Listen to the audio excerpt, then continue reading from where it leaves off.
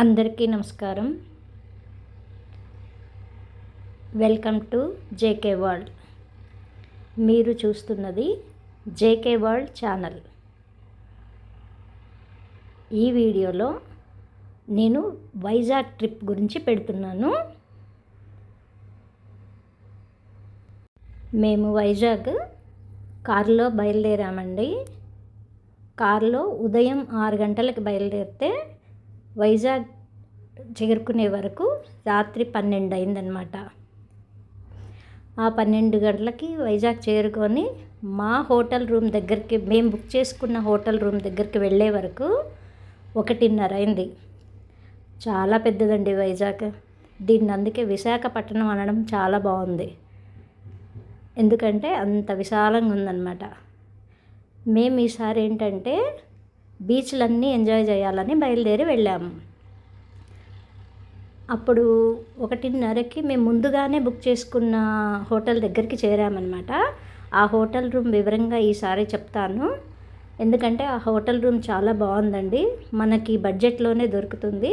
చాలా బాగుంది. విత్ మనకి బ్రేక్ఫాస్ట్తో కలిపి ఉంటుందన్నమాట. బ్రేక్ఫాస్ట్ కూడా చాలా బాగుంటుంది. ఇదేనండి, మేము అక్కడికి చేరుకునే వరకు 1:30 అయింది. ఆ 1:30కి రోడ్లన్నీ చూడండి ఎంత నిశ్శబ్దంగా ఉన్నాయో. సైలెంట్గా ఉంది.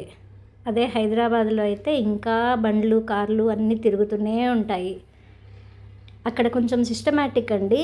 11 అయితే కూడా టిఫిన్స్ సరిగా దొరకవు వైజాగ్లో. మేము చాలాసార్లు మిస్ అయ్యాం అట్లా టిఫిన్స్. అయితే హోటల్ రూమ్ ముందుగానే బుక్ చేసుకున్నాం కాబట్టి వాళ్ళు పిలవగానే వచ్చేసారు. ఆ రోజు నైట్ రెస్ట్ తీసుకొని పొద్దున్నే బీచ్కి బయలుదేరామండి. ఆ బీచ్ గురించి చాలా బాగుంది. ఆ బీచ్ గురించి తెలియజేయాలని నేను ఇప్పుడు ఈ వీడియో చేస్తున్నాను అన్నమాట. ఈ హోటల్ రూమ్ గురించి నేను మళ్ళీ ఒక వీడియోలో చెప్తానండి. అది రాత్రి 1:30 అయింది కాబట్టి దాని గురించి ఎక్కువ వీడియో తీయలేకపోయాను ఆ రోజు.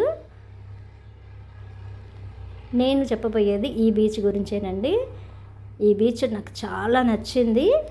దీన్ని మనం బీచ్ పార్క్ అనొచ్చు. ఎందుకంటే ఇది 1080 బీచ్ పార్క్ అంటారు. ఇది అసలు చాలా ఎంజాయ్ చేసామండి ఇక్కడ. ఎందుకంటే అసలు దీని గురించి, బీచ్ అనేది మామూలుగానే మనకి సముద్రం అంటే చాలా ఇష్టం ఉంటుంది కదా. వైజాగ్లో ఇది ఫేమస్ బీచ్ అనొచ్చు. ఎందుకంటే ఇటు పార్క్ ఉంటుంది, ఒక పక్క రోడ్డుకి అవతల కొండలు ఉంటాయన్నమాట.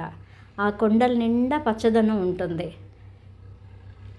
ఒక పక్కేమో బీచ్ ఉంటుంది, ఒక పక్క కొండలు. చూడండి, మీకు ఇప్పుడు చూపిస్తాను. ఎంత బాగుందో చూడండి. అటుపక్క మొత్తం అదంతా కొండలు. ఆ కొండల నిండా ఆ చెట్లన్నీ పెరిగి పచ్చగా బాగున్నాయి. ఈ ఫ్యూచర్ మొత్తం ఇలా ఉంటే బాగుండండి. ఈ కొండలన్నీ తరిగిపోకుండా ఇలానే ఉంటే ఎంత బాగుంటుందో. ఫేమస్ ప్లేస్ అండి వైజాగ్ అనేది. ఒక పక్కంతా అలా కొండలు ఉన్నాయి. రోడ్డుకి ఇవతల మనకి బీచ్ పార్క్. వైజాగ్ వాళ్ళు చాలా అదృష్టవంతులు, అక్కడ సెటిల్ అయిన వాళ్ళు మాత్రం. ఎందుకంటే అండి, మనకి మనసు బాగాలేనప్పుడు కాసేపు వచ్చి ఆ వైజాగ్ బీచ్ దగ్గర అలా కూర్చొని, ఆ సముద్రం ఒడ్డున అట్లా కూర్చొని కాసేపు ఎంజాయ్ చేసి మనసుని తేలికపరుచుకొని వెళ్ళిపోవచ్చు. అంత బాగుంటుంది. మరి నాకే అనిపిస్తుందో అందరికి అనిపిస్తుందో తెలియదు, కానీ మనం చాలా తేలిక పడిపోవచ్చండి. ఎంత బరువైన మనసుతో వెళ్ళిన వాళ్ళు కూడా అక్కడికి వెళ్ళి కాసేపు అలా చూస్తూ ఆ ప్రశాంత వాతావరణాన్ని కాసేపు ఎంజాయ్ చేశారంటే తేలిక పడిపోయి ప్రశాంతమైన మనసుతో మళ్ళీ ఇంటికి వెళ్ళి రిలాక్స్ అవ్వచ్చు. అందుకే అన్నాను వైజాగ్ వాళ్ళ అదృష్టవంతులు అనేసి. ఎందుకంటే వాళ్ళకి దగ్గరలో ఉంటుంది, ఎప్పుడంటే అప్పుడు వెళ్ళొచ్చు. అసలు చూడండి, చూడడానికి 2 కళ్ళు సరిపోవు. ఆ పార్క్ కూడా చూడండి ఎంత బాగుందో. అసలు ఏమీ ఆగం చేయలేదు, నీట్గా ఉంచారు. బాగా నీట్గా మెయింటైన్ చేస్తున్నారండి. ఎప్పటికప్పుడు అట్లా ఊడ్చుకుంటూ నీట్గా మెయింటైన్ చేస్తున్నారు. ఇగోండి ఎంత చూడండి, అసలు ఒక సీనరీ లాగా ఉంది అదంతా.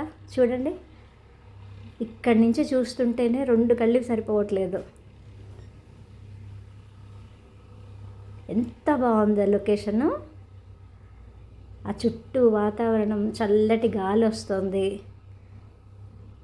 పూర్తిగా సమ్మర్లో అయితే వెళ్ళలేరేమో కానీ ఏదో సాయంకాలం పూట అలా వెళ్ళి కాసేపు రిలాక్స్ అయ్యి అట్లా ప్రశాంతమైన మనసుతో మళ్ళీ తిరిగి వచ్చేయచ్చు. మేమైతే ఫుల్ ఎంజాయ్ చేసాము. అక్కడ ఒక షిప్ ఏదో వచ్చిందండి, అక్కడ ఉండిపోయింది. అది కూడా వీడియో తీశాను, ఇంకొక వీడియోలో పెడతాను దాని గురించి. దాన్ని ఏదో మళ్ళీ రెన్యువల్ చేస్తున్నారు, ఆ పడవని మొత్తం ఏదో రీమోడలింగ్ మొత్తం చేస్తున్నారు. మేమైతే అసలు ఆ ఎంటర్ అవ్వగానే మా అబ్బాయి వేరే చోటికి, అమ్మాయి వేరే చోటికి, ఎవరికి వాళ్ళు ఎంజాయ్ చేస్తున్నారు ఫుల్గా. నేను కనీసం వీడియో తీసి పెట్టాలి కాబట్టి వీడియో చూస్తూ నేను కూడా ఎంజాయ్ చేశాను. ఆ రోజంతా మాకు ఆ పార్కులోనే సరిపోయింది.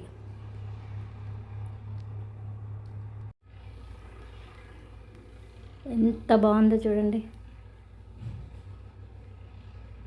చాలాసేపు గడిపామండి ఆ రోజు. ఎంతసేపు ఉన్నా నాకైతే ఆకలి వేయలేదు, వేరే చోటికి వెళ్ళాలనిపించలేదు. అసలు నిల్చొని చూస్తున్న కొద్దీ అలా చూడబుద్ధి అవుతూనే ఉందన్నమాట. అంటే మెయింటెనెన్స్ కూడా బాగుంది కాబట్టి అలా ఉండాలనిపించింది నాకు. కొన్ని బీచ్లని కొంచెం ఆగం చేశారండి, అవి కూడా చూపిస్తాను నేను. ఇది కిందికి వెళ్ళడానికి, బీచ్ దగ్గరికి అలా కిందికి వెళ్ళడానికి స్టెప్ బై స్టెప్ ఉన్నది. అక్కడ పార్కుని ఏం చేశారంటే స్టెప్ బై స్టెప్గా కట్టారు. మెట్లు ప్రతి చోట క్లీన్గా ఉంచారు. అసలు కిందికి ఎప్పుడు వెళ్ళిపోవాలా అన్నట్లు ఉన్నాము. పైన వాతావరణాన్ని చూస్తూ పైనుంచి చూస్తుంటే ఇంకా లొకేషన్ వేరుగా ఉందన్నమాట. మంచిగా కనిపిస్తుంది చుట్టూ కూడా. ఆ నీళ్ళు కూడా చూడండి, కలర్ మనకి ఎంత నీట్గా కనిపిస్తున్నాయో. జనాలు ఇంకా ఆగం చేయకుండా ఇలానే ఉంటే బాగుండని నేను పదే పదే అనుకుంటున్నాను. ఏంటంటే ఈ కవర్లు అవి వేసి ఇప్పటికే ఆగం చేస్తున్నారు. కొంతమంది మాత్రం కొంచెం బాగానే చెత్తబుట్టలోనే వేస్తున్నారు తీసుకెళ్ళి. నాకైతే అట్లా చూస్తే మాత్రం చాలా దిగులేస్తుంటుంది. దీని పేరు తెన్నేటి బీచ్ పార్క్ అంటారు. అన్ని బీచ్లలోకెల్లా ఈ బీచ్ చాలా బాగుంది, చాలా అంటే చాలా. లొకేషన్ పరంగా ఎంజాయ్ చేయడానికి కానీ, ఇగో ఈ షిప్ ఉండడం వల్ల కూడా ఇంకా కొంచెం దీనికి లుక్ ఎక్కువ వచ్చేసింది, అంటే చూడ్డానికి బాగుంది అట్లా. తర్వాత ఇందులో మనకి ఆ జిమ్, యోగా అవి చేసుకోవడానికి కూడా ఉన్నాయి పక్కన, చూశాను. చాలామంది పొద్దున్నే వచ్చేసి చాలా జిమ్ అవి చేసుకొని వెళ్ళిపోతారనమాట. ఇక్కడ వాకింగ్ ప్లేస్ అన్నట్లు వాకింగ్ కూడా చేసుకొని వెళ్ళిపోతారు. అందుకే అన్నాను వైజాగ్ వాళ్ళు చాలా అదృష్టవంతులు అనేసి. చూడండి ఆ లొకేషన్ చూడండి ఎంత బాగుందో. అసలు చూస్తున్నా కొద్దీ అట్లా చూడబుద్ధి అవుతుంది. ఎంతసేపు చూసినా మనకి తనివి తీరదు, అంత బాగుంది.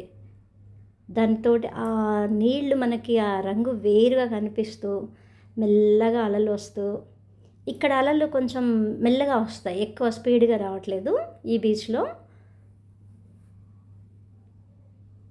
కదా. ఎలా ఉంది కదా అసలు. నేను చాలాసేపు ఎంజాయ్ చేశాను. పదే పదే చెప్తున్నానని కాదు, సముద్రాన్ని ఎలా చూస్తూ ఉంటే ఎంతసేపు చూసినా ఏమనిపించదండి అసలు. మనం అలానే దాన్ని అందులో లీనం అవ్వాలి. నేను చెప్తున్నానని కాదు, అందులో లీనం అవ్వాలి. అంటే పరవశించే మనసు అనేది ఉంటుంది చూడు, అది ఉన్న వాళ్ళకి ఇది అర్థమవుతుంది.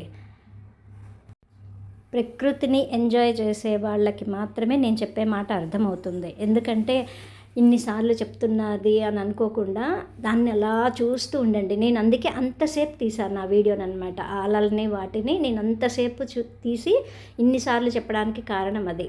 నేను అలా ఫీల్ అవుతూ చెప్పాను కాబట్టి మీకు కూడా అలా పరవశించే వాళ్ళకి మాత్రమే అర్థమవుతుంది.